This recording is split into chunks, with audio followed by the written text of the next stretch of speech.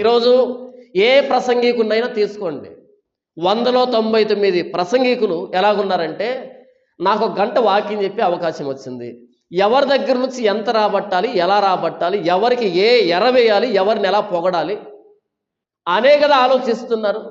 యేసుప్రభు బోధించినప్పుడు అధికారం గలవాని వలె బోధించాడు.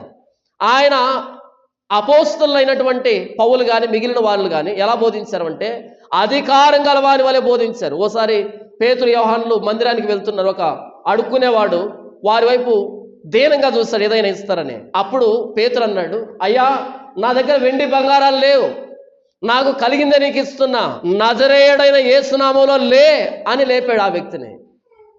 వెండి బంగారాలు నా దగ్గర లేవు, కానీ ఏముందో తెలుసా, నజరేయుడైన యేసు నామములో అద్భుతాలు చేయగలను, నేను నీ కాళ్ళు ఇవ్వగలను.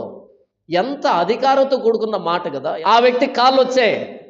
పేతురు ఏమన్నాడు, దశమావతి దశమావతి అన్నాడా? దేవుడి కానుక ఇవ్వన్నాడా? ప్రత్యేకమైన కానుక ఇవ్వన్నాడా? కృతజ్ఞత కానుక ఇవ్వమన్నాడా?